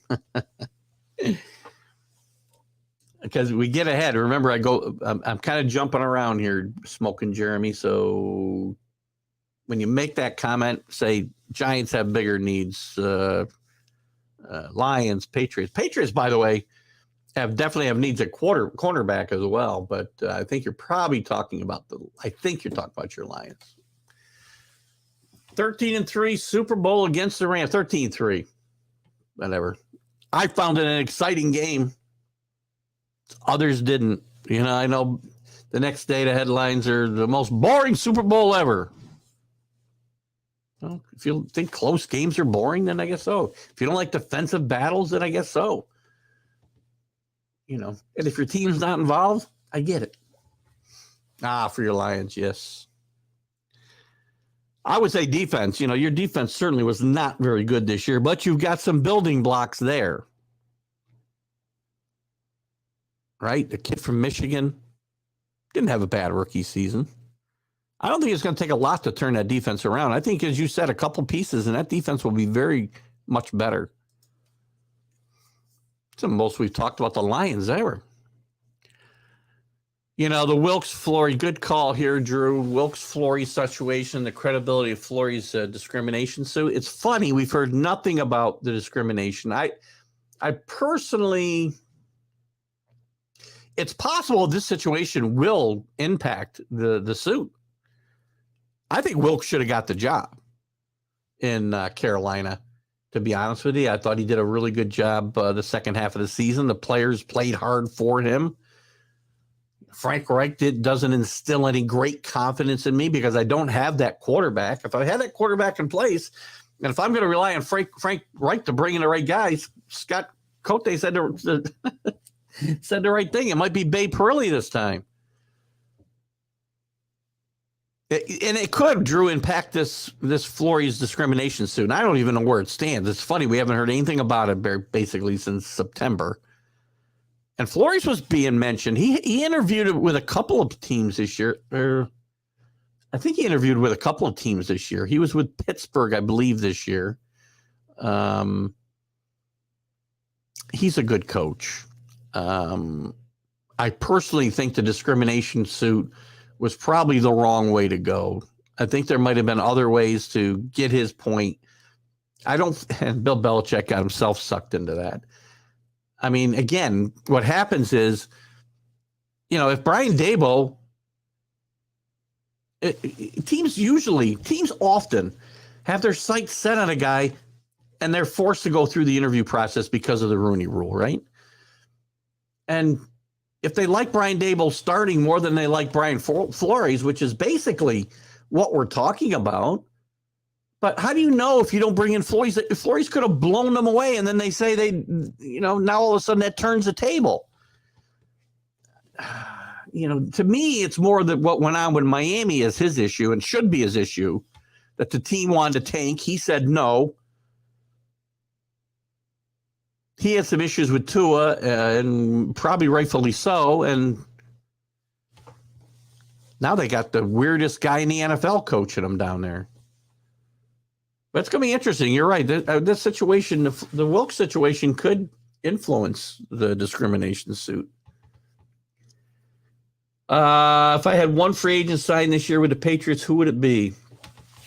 Well, that's a good one. I had an answer for this. Let me hang on. Bear with me. You guys talk amongst yourselves, if you would. I had the name is escaping me here. Let's see. I want unrestricted free agents. How about Tom Brady? No, I'm just kidding. It wouldn't be Tom Brady. I'll tell you who it would be. I don't want quarterbacks. Why do I have quarterbacks? Jeez. If I had one guy, come on, give me an update here. How about,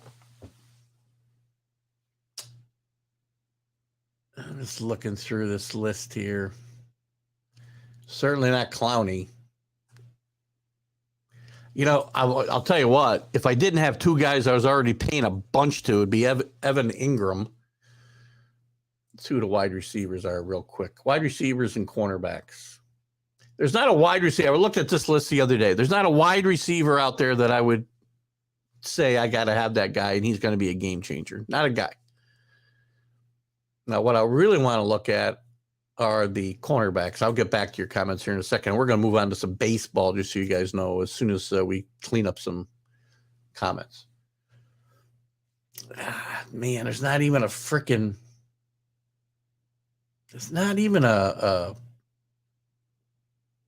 Patrick Peterson is not a young guy. 32, he's too old. Eli Apple, I don't like. Young guy. He's a young guy, but I don't necessarily like his game. I don't know. I really don't know. Let's say Evan Ingram and move on from what we got now. I don't know what the cap situation is. Their cap situation is really good. I don't know what the cap hit would be from, say, moving on from Jonnu Smith and or Hunter Henry. I like Evan Ingram a lot. He got coached up really well in Jacksonville. He's unrestricted. It's possible he comes out. 8 catches, 2 seasons. Kenny Galladay's totally worth that $19 million. Thanks for right. That's you can thank Gettleman, I believe, for that one. Yeah, and you get a comp pick. Irsay's still pushing Saturday. You know what? Irsay's a freaking. You know what? If he wants this, does anybody here think that Jeff Saturday? Is there anything that we saw in his short term that says, oh, we were wrong about Jeff Saturday and, Irsay was right for hiring his drinking buddy? No. Irsay will set his franchise back 5 years if he hires him. First-time head coach, they need experienced guys behind them based on what I was saying before. Whether recent player, I agree. Absolutely agree. You need some experienced coaches when you're a first-time guy. And in a perfect world, on the other side of the football than your proficiencies are. I did see Flores was looking at each other, I guess, to be their defensive coordinator. You could do worse. This guy is a really good football coach, Rick. Really good defensive coordinator with the Patriots. I don't think he had the title. to be honest with you, but he was a de facto defensive coordinator before he got the Miami job. Listen, this is the best coach available outside of Sean Payton. He's the best coach available, and teams aren't going to hire him. Miami with Josh Gaddis may give OSU fits. Wish Gaddis was still. Listen, I'm a Hurricane fan, so we'll see how that works out. A lot of work to do down there, but I do think they could be a turnaround again. Check out the college football, college sports huddle, I guess, on Wednesday nights. There's normal guy again. LSU quarterback Jaden Daniels is coming back as well. Yes, another good. A lot of guys came back. We went through probably the top 20 guys that are returning that could have gone into the draft on Wednesday night. So check out last Wednesday's college sports huddle. You can catch it on TGI Sports Talk. Please, guys, if you're new to the show, I know you guys are watching on YouTube, probably Let's Talk Sports or mine. Go to Let's Talk. Yes, please subscribe to Let's Talk Sports. But go to what's the name of my freaking channel? TGI Sports Talk, please. And like and follow the show and share it with your friends. We like to have some fun. Rodgers of Tennessee makes more sense. You know, who's going to pay? I mean, seriously, he says he wants $60 million to come back. Plus, he's a freaking diva. I don't discount the fact that he bought a house outside of Nashville, though. I did that one time when Giselle and Tom were selling a house in Boston, and I said, big deal. People buy and sell houses all the time. It doesn't mean he's leaving the Patriots. Made a great call there, didn't they? All right, let me get through the rest of these comments here quickly. Saints. Maybe. I think he retires. I'm trying to follow along. I made the comments as you talk. No, don't worry about it. It's hard, Jeremy, because especially when we have a lot, which I like. You just put a little something in there so I know which one we're going back to, and it's easier for me. Or I guess, and we correct me later. You do a podcast. Excellent. Glad to hear it. Listen, Smoke and Jeremy, send me the link to the podcast. I'll be glad to promote you a little bit as well, and I hope you'll do the same. Great having you with us today. I enjoyed the back and forth with you as well. There you go. Current. I can't click on that here, but you guys can probably click on it in the comments. We'll check this out. I think Brian, as I said, Brian Flores, if you're not getting Sean Payton, Brian Flores is the next best coach available. Let me finish up these comments because I want to get to some baseball. Well, there's a baseball comment right there. Let me come back to that. Let me see what we got here, Drew. I'll come right back. What do you think of Prine? I don't know. Listen, he's a really good player and a really good piece that winning teams need on them. He played well in the Super Bowl last year. He played well in the playoffs, I think, all around last year, and he's a good change of pace back for Mixon to give him a spell. So I think that'll be good. You think he's a better back than Mixon today? Oh, I don't know about that. Mixon had a nice game last week. Mixon gets involved in the so does Prime. Listen, they're 1-1A, and they need to move to run the ball. I got it's funny and let's get to Northeast Streaming Sports too. This is I think Mac from Mac and Jack and Jim this morning. I was given to you on my way out, and I didn't get them in quick enough. I got the 49ers and the Bengals. All right, Drew, we're going to move on to some baseball here. Move on to baseball. Baseball, Chapman to KC. Duvall is the answer in Boston. No, he's not. Duvall's a nice player. Duvall's got a decent, he's got a really good glove, actually. Was a big piece of that Braves World Series championship a couple years ago, but he's not a guy who's good. This Boston team's finishing last. And nothing from Allen on his Rangers. Yeah, I saw that. Allen's probably moved on because he didn't have an answer, probably. And good luck to Kansas City, by the way, with Chapman. Oh my God! What other news we got in baseball? I want to go through the. I want to get the Hall of Fame voting in here. I thought I had it up and I don't. Plus, I want to get to some other news here. That's not 2021. What the hell is that? Nobody cares about that.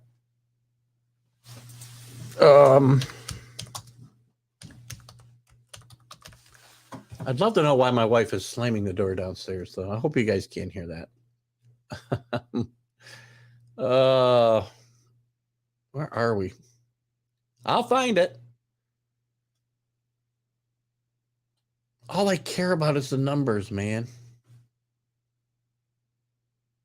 Is this it? That's still November. Well, anyway, we'll just talk about it. I don't need the numbers. Scott Rolen gets in.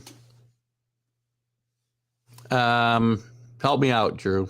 Todd Helton, I think, is at 72%. Wagner, who Drew turned me around on this year, is going to get in next year. Helton's probably getting in next year as well. I don't think Helton deserves to be in the Hall of Fame. His numbers are really off the here we go. Thank you. Scott Rolen, 76% gets in. Not easily, but gets in again. Listen, Scott Rolen, and I know Drew and I have a difference of opinion on some of the sabermetrics and things that I'm told I have to pay attention to. That, you know, I'm okay paying attention to counting stats and my eyeballs. You know, I don't need to dive into a guy's. I don't need the whole slide ruler thing and, you know, be able to have to be Matt Patricia and a rocket scientist to figure out how good a guy is. I can watch him and figure it out. Scott Rolen's a really good player. But again, if Scott Rolen deserves to be in the Hall of Fame, and I think we're lowering the bar myself. And if that's the case, fine. But then I want to see Greg Nettles in. I compared on my vlog last week, Nettles and Rolen's numbers. More home runs, more RBIs. Didn't win as many Gold Gloves because he had to go up against Brooks Robinson for probably 10 years when his career started. Not 10 years. That's an exaggeration. At least 5 years.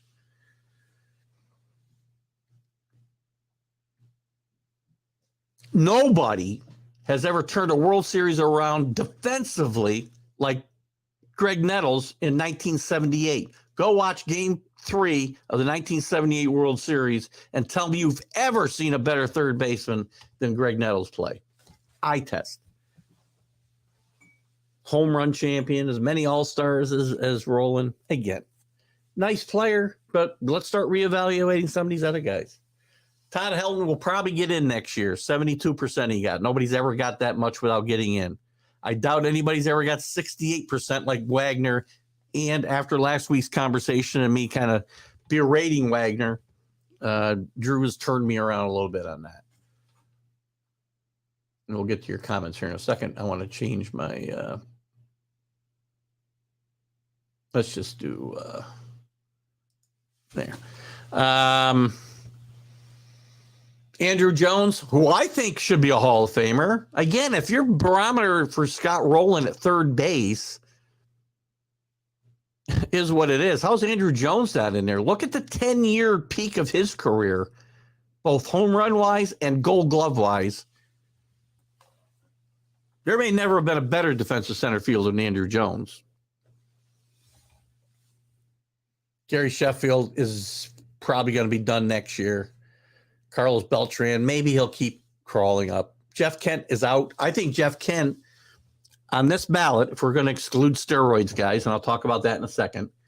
If we're going to exclude steroid guys, Jeff Kent's the one guy I would have voted for because he dominated his position for an extended period of time, which is really should be one of the criterias, or it used to be. I don't know. Let's see what we got here. I know we got some comments, and I think I'm Duval's Duvall strikes out way too much and doesn't hit for average. Agreed. He hits home runs. Had a great run with Atlanta there the second half of the season 2 years ago and was a big factor in them winning the World Series, but he's not a guy that he can't be a main guy in your offense. And betting under on 85, you should. I don't think that if that's the over-under, take your entire life saving. No, don't do that. I would never ask somebody to do that. This team ain't winning over 85 games. No way. Alan has his show running now from the movie Officer and Gentleman. The only thing that comes out of Oklahoma is, oh, that's a good one. What's the answer? Dustin. Dustin what? I don't know. Help me out, Rick. Gotta put the answer up. Lots of long-term contracts tying up younger players and managers. I love when this happens. Good job at the Mets extending McNeil. Not necessarily a young player, though. We saw this pattern started a little while ago, right? With Tatis and there's somebody else I'm trying to think of. But here's the problem, Drew. What's the point of tying these guys up at team-friendly costs and then giving them an out after? And again, I don't know these guys' contracts. I like what the Braves did with Snicker as well. But why do you tie up these players and then give them an out after 2 years or 3 years? And because as soon as their contract's obsolete, what it's going to be, wait till Tatis gets playing healthy, if he ever does, and stops getting hurt and stops cheating. Once Soto signs, well, you've already got Bogarts there. Then once Soto signs, he's going to be the third highest player on the team, and he's going to be all pissed off. And he's going to say, renegotiate my contract or get me out of here, or he'll opt out. These guys can't have it both ways. I talk about it all the time. I'm okay signing guys at these long-term 8, 9, 10-year contracts, but don't give them outs after 3 years. You can have the security of that long-term guaranteed contract, but don't come telling me you're underpaid in 3 years. That's a point that annoys the crap out of me. You can't tell. Beltran was clutch. He was clutch except I tell you what, he was on a tear in the playoffs with the Astros when they got beat by the White Sox in the World Series. But unfortunately, if you're a Mets fan, your lasting impression is Carlos Beltran with his bat on his shoulder for 3 strikes against Adam Wainwright. But I like Carlos Beltran. I think he was a good player. I don't think he's a Hall of Famer, though. Which time we got? Again, and we'll get to some other news too here, Joe. I know you got some other stuff coming up. Let me go back and address some Hall of Fame stuff real quick. There's a guy here, Todd Helton, Billy Wagner. I changed my mind on, so he gets in next year. I want Andrew Jones in. None of these other guys, if Kent's out, none of these other guys should get in, except guys who will never get in. A-Rod, who I hate. Manny, not a big fan of. Off the ballot, Bobby Bonds, Roger Clemens. For different reasons, Pete Rose. You cannot have a Hall of Fame without the best players in it. And then start letting the Scott Rolens of the world, the Harold Baines of the world, the Fred McGriffs of the world in when you're going to keep the best players out because they broke rules where we didn't know who was breaking the rules and weren't when it comes to the steroid guys. Put them in and tell the story. Bobby Bonds, one of the best players ever, decided he wanted to be better and use steroids and put the biggest, I don't know if they got a cast big enough for his head when he was using steroids, but same with Pete Rose. How's our Hall of Fame without Pete Rose? And Joe Jackson. Put them in. Tell the whole story, warts and all. Bet on baseball. Horrible what he did. I don't dismiss what the steroid guys did, but you already put in Big Papi. You're going to put in Big Papi, but you're not putting in Clemens and Bonds and Manny and A-Rod. I'm not saying this because I'm fans of these guys. I'm a baseball fan, and I know what I watched.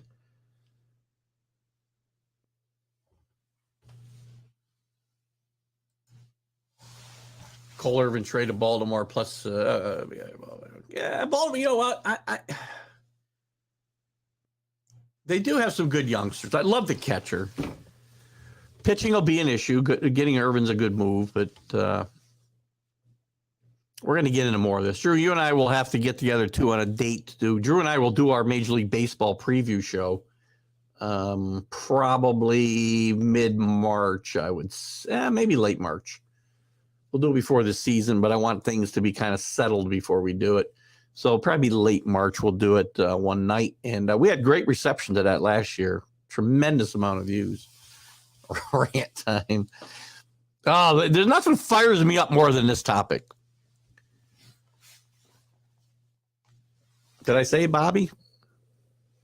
I said Barry Bonds, didn't I? By the way, I would say probably the best father-son combination ever in baseball. Ken and Ken Griffey Jr. probably the second. Bob Horner. Bob Horner can't be in. Oh, maybe Kenneth Scott Rolen is, but listen, Bob Horner was only good for a couple of years. Injuries took its toll on him, and I don't think Bob Horner falls into this class. Let me look too. We talked about the guys deserving here. So who's coming in? And the guys who dropped off, I'm not even going to touch on, but I had up here. So next year's ballot we have some. Let's just look ahead real quick at the ballots and who's coming on the ballots. Next year, Adrian Beltre, first ballot Hall of Famer, should be. Bat, glove, the whole package. Joe Mauer, no. Chase Utley, no. David Wright, sorry, Met fans, no.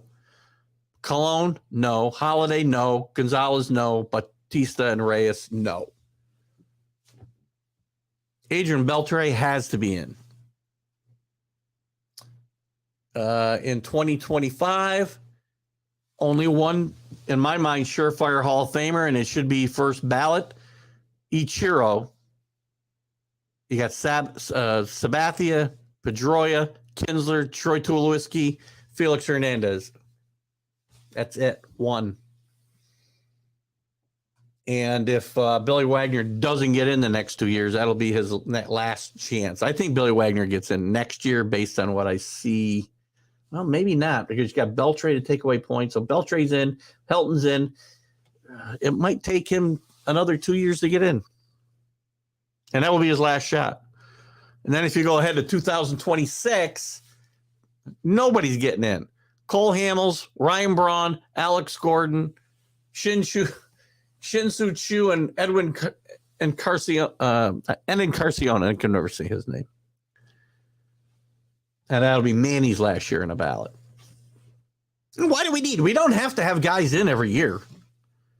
You know, the NFL's got rules where they've got to have a minimum of 3 and a maximum of, 112. It's a Hall of Fame. It's okay. I'd be okay if they went 2-3 years and didn't vote anybody in. And these guys that the Veterans Committee are voting in, all nice players. Basically compilers. How often was Fred McGriff the best player on his own team? How often was Harold Baines? Nice players.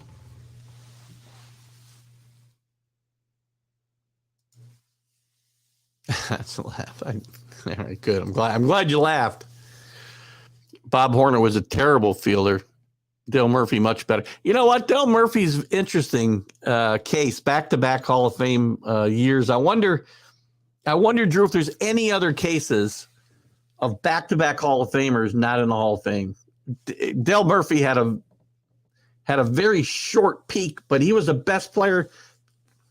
He was one of the best players in baseball for that 4 years. Back-to-back back-to-back MVPs. What did I say? Back-to-back Hall of Famers. Back-to-back MVPs. I doubt there's another one. There could be. Bob is the greatest throwback baseball player ever, Bob Horner. Apparently, CA's in love with Bob Horner. The crime dog. Listen, Fred McGriff is a really nice player. Yankees, by the way, traded him, I believe, for Dale Murray and a bag of baseballs. How brilliant did that look for the Yankees? Oh my God, awful. What other news did we miss in Major League Baseball, Drew? I think I missed something. I thought we talked about McNeil signing an extension, big move there. Apparently, Allen didn't have anything to say about the vets, the Rangers signed. It's going to be interesting spring training with a bunch of has-beens and guys are ready to get hurt in Texas. I'm going to have to eat my words if they play well. Talked about Snicker, Fairbanks. I guess we talked about all of that. I talked about this on the MLB update. And I got to find a place to do the MLB update that I do exclusively for. We got to get ready to wrap it up here. What time is it? 26. I do it Friday afternoons right now, but I was doing it recorded, and I want to get audience participation, which we've had some of.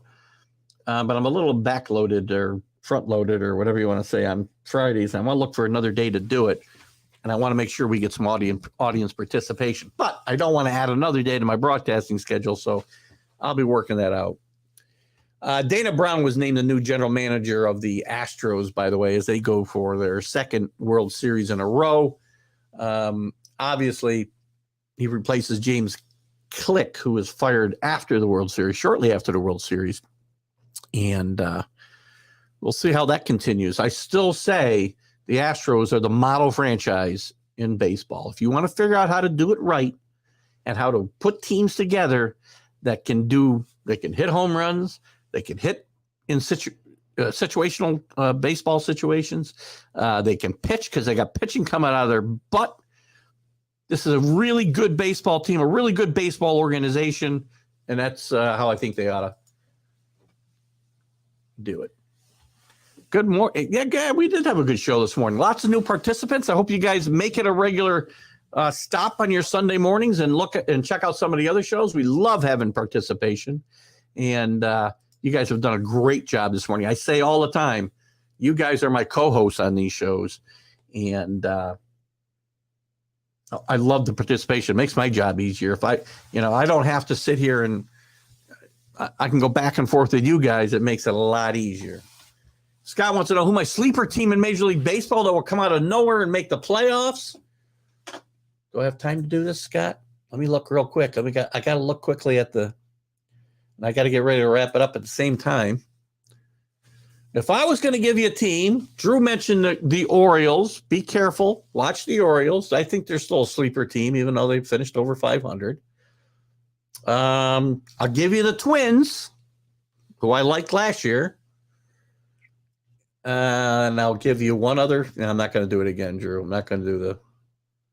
If you want really a reach,